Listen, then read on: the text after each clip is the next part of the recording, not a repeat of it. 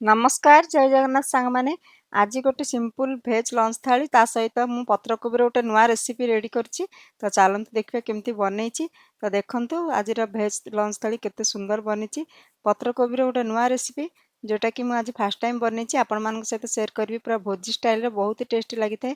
ପତ୍ରକୋବିକୁ କାଟିକି ଧୋଇଦେବା, ତାପରେ ଆମେ ସେଇଟାକୁ କୁକରରେ ନେଇଯିବା। ତ ପତ୍ରକୋବିକୁ ଆମେ ଟିକେ ସିଝେଇବା, ଗୋଟେ ସିଟି ମାରିବା, ବେଶୀ ସିଝେଇବାନି। ଆଉ ଅଳ୍ପ ପାଣି ଦେଇଦେବା, ତାପରେ ସେଥିରେ ଟିକେ ଲୁଣ ପକାଇଦେବା, ଆଉ ସେଟାକୁ ଗୋଟେ ସିଟି ଦେଇଦେବା। କଡ଼େଇରେ ମଧ୍ୟ ସିଝେଇ ପାରିବା, ମୁଁ ମାନେ ଗୋଟେ ସିଟି ଦେଇଦେଉଛି କୁକରରେ। ତ ଏଇଟା ବେଶୀ ଯଦି ଆମେ ସିଝେଇଦେବା ଭଲ ଲାଗିବନି, ଆମେ ଗୋଟେ ହିଁ ସିଟି ଦେଇକି ସିଝେଇବା, ଯେମିତି ଖାଲି ଅଳ୍ପ ସିଝିଯିବ। ତାପରେ ଆମେ ନେଇଯିବା ସୋରିଷ ତେଲ। ଏଥିରେ ଆମେ ତେଲ ଗରମ ହେଲା ପରେ ଟିକେ ହେଙ୍ଗୁ ପକାଇଦେବା। ଆଉ ଏଇ ପ୍ରୋସେସ୍ରେ ଆପଣମାନେ ଥରେ ବନେଇକି ଦେଖନ୍ତୁ, କେତେ ବଢ଼ିଆ ଲାଗିଥାଏ, ପୁରା ଛତୁ ତରକାରୀ ଭଳିଆ ଲାଗିବ। ତାପରେ ଜିରା ପକାଇଦେବା, ଜିରାକୁ ଫୁଟିବା ପାଇଁ ଛାଡ଼ିବା। ତାପରେ ଆମେ ସେଥିରେ ପକାଇଦେବା ଭୃଷଙ୍ଗ ପତ୍ର। ଭୃଷଙ୍ଗ ପତ୍ର ପରେ ଆମେ ପକାଇଦେବା ପିଆଜ। ପିଆଜକୁ ଟିକେ ଭାଜିବା। ଆଉ ମୁଁ ଏଇଠି ଅଦା ରସୁଣ କୁଟିକି ରଖିଛି, ଯଦି ଆପଣମାନେ ପେଷ୍ଟ ବି ରଖିଥିବେ ପେଷ୍ଟ ମଧ୍ୟ ପକାଇ ପାରିବେ। ଆଉ ଏଇଠି ମୁଁ ଅଳ୍ପ ଅଦା ରସୁଣକୁ କୁଟିକି ନେଇଯାଉଛି। ତାପରେ ଅଦା ରସୁଣକୁ ବି ଭାଜିବା। ଆଉ ଏଇଠି ଗୋଟେ ଟମାଟର ମଧ୍ୟ ମୁଁ କାଟିକି ରଖିଛି, ପୁରା ଛୋଟ ଛୋଟ କରି ପକାଇଦେବା। ଟମାଟରକୁ ଭାଜିବା, ଆଉ ତା ସହିତ ମସଲାରେ କ'ଣ ନେଉଛି ଚାଲନ୍ତୁ ଦେଖିବା। ଆଉ ଟମାଟର ଭାଜିବା ପାଇଁ, ମାନେ ଜଲ୍ଦି ସିଝିବା ପାଇଁ, ଲୁଣ ସ୍ୱାଦ ଅନୁସାର, ଆଉ ହଳଦୀ ଗୁଣ୍ଡ, ମରିଚ ଗୁଣ୍ଡ ଏଇଟା ପକାଇଦେବା। ତାପରେ ଟମାଟରକୁ ଭାଜିବା। ଏଇ ଫଳରେ କ'ଣ ହୁଏ, ଟମାଟରଟା ଜଲ୍ଦି ସିଝିଯାଏ, ଆଉ ପୁରା ମସଲା ସହିତ ପେଷ୍ଟ ମାନେ ତାର ହେଇଯାଏ, ଭଲ ଲାଗେ। ଲୁଣ ଯଦି ଟମାଟୋ ଉପରେ ଜଲ୍ଦି ପକାଇଦେବା ସିଝିଯିବ। ତାପରେ ଏଇଠି ଦେଖନ୍ତୁ ସିଝିଗଲାଣି ଆମର ପତ୍ରକୋବି। ପତ୍ରକୋବିକୁ ଛାଣିକି ତାର ପାଣିକୁ ବାହାର କରିଦେବା, ଆଉ ସେଇଟା ଡାଇରେକ୍ଟ ଆମେ ମସଲାରେ ପକାଇବା। ଆଉ ଏଇଠି ଦେଖନ୍ତୁ କସୁରୀ ମେଥି ଆଉ ଗରମ ମସଲା ନେଇଯାଇଛି। ଦେଖନ୍ତୁ କସୁରୀ ମେଥି ଆଉ ଗରମ ମସଲାକୁ ଟିକେ ଭାଜିଦେବା। ଆଉ ଏଇଠି ମୁଁ ମଟରକୁ ମଧ୍ୟ ମାନେ ସିଝେଇକି ରଖିଛି, ଆଳୁ ମଟରକୁ ମଧ୍ୟ ସିଝେଇକି ରଖିଛି। ଆଉ ଏଠି ଟିକେ ଧନିଆ ପତ୍ର ପକାଇଦେବା। ତାପରେ ଏଇଠି ମଟର ପକାଇଦେବା। ଏଇଠି ମଟର ହଉ, ନହେଲେ ଆପଣମାନେ ଚଣା ଡାଲିକୁ ସିଝେଇକି ରଖିଥିବେ, ନହେଲେ ମଟରକୁ ମଧ୍ୟ ସିଝେଇକି ରଖିଥିବେ। ତ ଚଣା ତରକାରୀ କରିବା ପାଇଁ ମଟର ସିଝେଇଥିଲି, ସେଥିରୁ ବାହାର କରିଦେଇଥିଲି। ତାପରେ ଏଇଠି ଛାଣିକି ଆମେ ପକାଇଦେବା ଏଇସବୁ, ମାନେ ଡ୍ରେନ୍ ତାର ପାଣିକୁ ନିଚୋଡ଼ିକିରି, ନହେଲେ ଏମିତି ଜାଲିରେ ଛାଣିକି ଆପଣମାନେ ତରକାରୀରେ ପକାଇଦେବେ ପତ୍ରକୋବି। ପତ୍ରକୋବିକୁ ସେଇ ତରକାରୀରେ ମିଶାଇବା ସେଇ ମସଲା ସହିତ। ତ ଦେଖନ୍ତୁ ସବୁଗୁଡ଼ିକ ପତ୍ରକୋବି ମୁଁ ବାହାର କରିକି ପାଣିରୁ ପକାଇଦେବି। ତାପରେ ଆଳୁ ଗୋଟେ ମଧ୍ୟ ସିଝେଇ ଦେଇଥିଲି ଚଣା ସହିତ, ମଟର ସହିତ, ସେଇଟା ବି ପକାଇଦେବା। ତାପରେ ଆଳୁ, ପତ୍ରକୋବି, ମଟର ସବୁକୁ ଆମେ ଭଲକି ମିଶାଇବା। ଏଇଠି ଆଉ ପାଣି ଆମେ ଜମା ଦେବାନି। ଏଇଠି ଅଳ୍ପ ଅଳ୍ପ ପାଣି ପତ୍ରକୋବିରେ ଅଛି, ମାନେ ବେଶୀ ମିଶାଇ ନାହାନ୍ତି, ତ ସେଥିପାଇଁ ପତ୍ରକୋବିରେ ଅଳ୍ପ ଅଳ୍ପ ପାଣି ଅଛି। ତ ସେଇଥିରେ ହିଁ ମସଲାଟାକୁ ଟିକେ ଭାଜିବା, ଆଉ ଘୋଡ଼େଇକି ଛାଡ଼ିବା, ମସଲାଟା ଯେମିତି ପତ୍ରକୋବିରେ ପଶିବ, ଆଉ କ'ଣ ହେବ, ସେଇଟା ପୁରା ଶୁଖିକି ତରକାରୀଟା ଭଲ ଲାଗିବ। ତ ଏଇଟା ଦେଖନ୍ତୁ ପତ୍ରକୋବିକୁ ମସଲାଟା ପୁରା ଝିକି ମାନେ ସିଝିଲାଣି, ଆହୁରି ବଢ଼ିଆକି ଟିକେ ମିଶିଗଲାଣି, ଆଉ ଶୁଖିଗଲାଣି। ତ ଏଇଟା ଭଲକି ମିଶାଇ ଦେବା।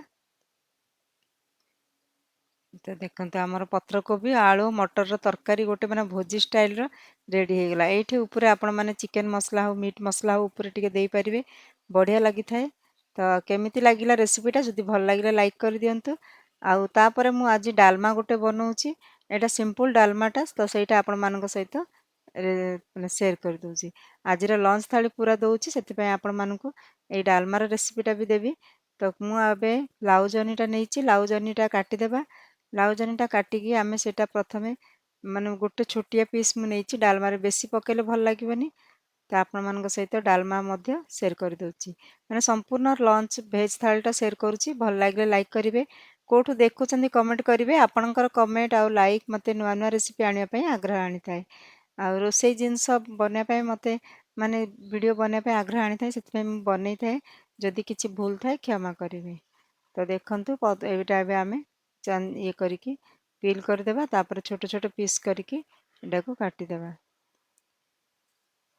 ମାନେ ଲାଉ ଜହ୍ନିଟାକୁ ଛୋଟ ଛୋଟ ପିସ୍ କରି କାଟିବେ। ଆପଣମାନେ କେବେ ବି ଡାଲିରେ ମାନେ ଏମିତି ତ ପିଲାମାନେ ଖାଆନ୍ତିନି ଲାଉ ଫାଉ, ତ ଡାଲମା ଫାଲମାରେ ଆମେ ପକେଇକି ପିଲାମାନେ ଖାଇଦେବେ, ସେଇଟା ବଢ଼ିଆ ଲାଗିବ। ଡାଲମାଟା ହେଲ୍ଦି ରହିବ ସମସ୍ତଙ୍କ ପାଇଁ। ତ ଲାଉ ଜହ୍ନିଟା ଏମିତି ଛୋଟ ଛୋଟ ପିସ୍ କରି ଯେମିତି ଆଳୁ କାଟନ୍ତି ସେମିତି କାଟିଦେବେ। କାଟିକି ଆମେ ଡାଲମାରେ ପକେଇବା ପାଇଁ ରଖିବା। ଆଉ ଏଇଟା ମୁଁ ଆଜି ବିନା ପିଆଜ ରସୁଣରେ କରୁଛି, ସୋମବାର ଦିନର, ତ ସେଥିଲାଗି ଆପଣମାନଙ୍କ ସହିତ ସେୟାର କରିଦେଉଛି। ଆଉ ସେଇଟା ପିଆଜ ରସୁଣ କରିଛି, ଏଇଟା ଅଲଗା ଗୋଟେ ବିନା ପିଆଜ ରସୁଣରେ ବନଉଛି। କୁକରରେ ଟିକେ ପାଣି ନେଇକି ହଳଦୀ ଦେଇକି ଲାଉଟାକୁ ଦେଖନ୍ତୁ କାଟିଥିଲି ଛୋଟ ଛୋଟ ପିସ୍ କରି ପକେଇଦେବା। ତାପରେ ସେଥିରେ ମୁଗ ଯାଇ ଆଉ ଟମାଟୋ, ମୁଗ ଯାଇକୁ ଭାଜିକି ଟିକେ ଧୋଇକି ନେଇଯାଇଛି ପକେଇଦେବା। କଞ୍ଚା ଲଙ୍କା ଗୋଟେ ପକେଇ ଦେଇଛି।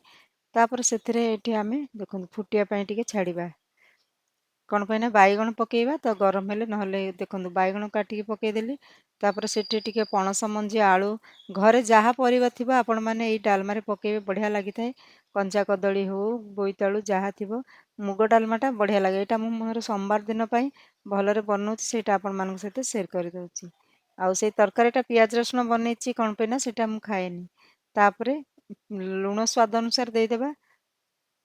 ଆଉ ଟିକେ ମରିଚ ଗୁଣ୍ଡ ଦେଇଦେବା। ଏଇଠି ଆପଣମାନେ ଜିରା ପାଉଡ଼ର ଦେଇପାରିବେ। ତାପରେ ଏଇଟା ଭଲକି ମିଶାଇଦେବା।